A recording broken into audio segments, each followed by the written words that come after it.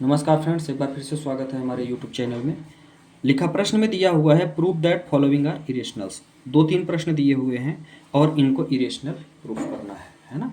ये प्रश्न number third है, थर्ड का फर्स्ट पार्ट है, क्लास 10th एक्सरसाइज 1.2। आइए स्टार्ट करते हैं। इसमें लिखा हुआ है कि हमको इसको प्रूफ करना है कि यह एक इरेशनल नंबर है, तो हम मान लेंगे उल्टा। क्या मान लेंगे कि जो 1/√2 है हमारे पास, 1/√2 इज अ रेशनल। इसको हमने क्या मान लिया, यह हमारे पास क्या है, एक रेशनल है। ठीक है, हमने मान लिया कि यह क्या है, रेशनल नंबर है। अब आगे चलते हैं।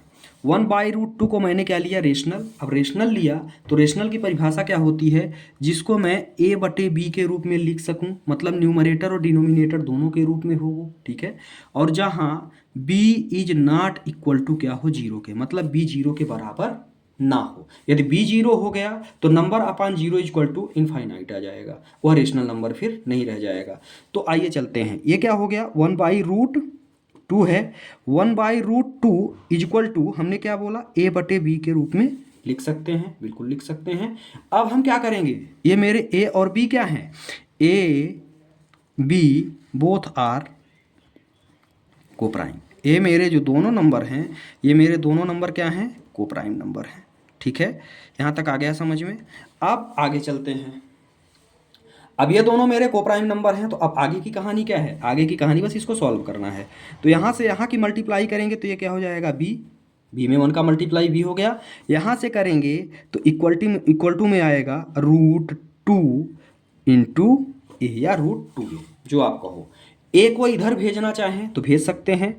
तो ये क्या होगा, b/a इक्वल टू √2। मतलब कुल मिला के आपको जो रूट वाली वैल्यू है उसको क्या करना है, दूसरी साइड भेजना है, और विदाउट रूट वाली वैल्यू को एक साइड शिफ्ट करना है। ठीक है, अब यहाँ पे हमको क्या मिल गया, सिंस ए और बी ये दोनों क्या हैं, ये दोनों मेरे क्या हैं, इंटीजर हैं। तो अब आगे लिखेंगे आप, सिंस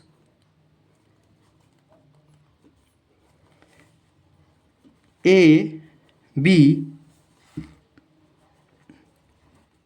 बोथ आर इंटीजर,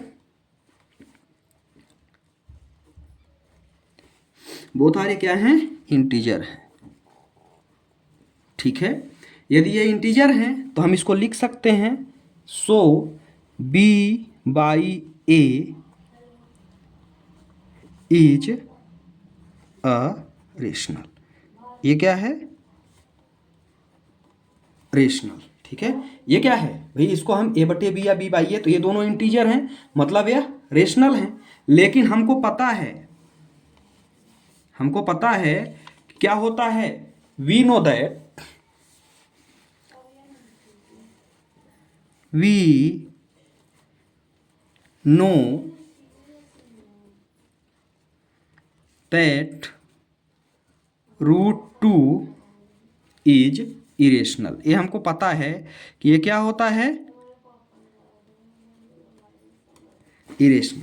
ये क्या होता है, इरेशनल होता है। और कभी भी जो रेशनल होता है वह इरेशनल के बराबर नहीं होता। तो अब हम एक लाइन और लिख देंगे इसमें, दिस कंट्राडिक्शंस, जो हम मान के चले थे पहले, this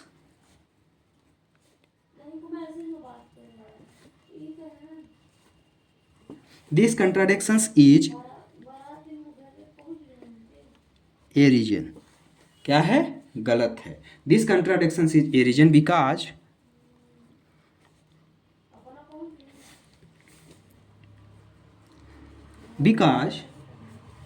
our assumptions is wrong.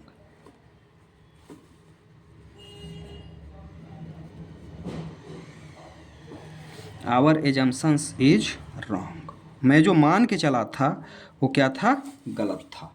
ठीक है, मेरा जो मानना था वो क्या था, गलत था। आगे एक लाइन और लिख देंगे, सो 1/√2 इज, क्या लिखेंगे, इरेशनल।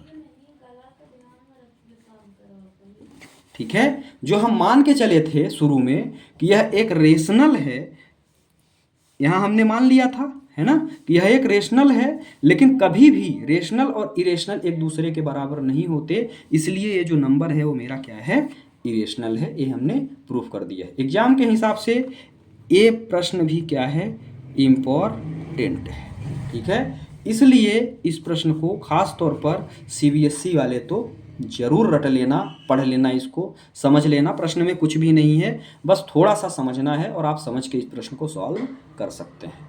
बहुत बहुत धन्यवाद।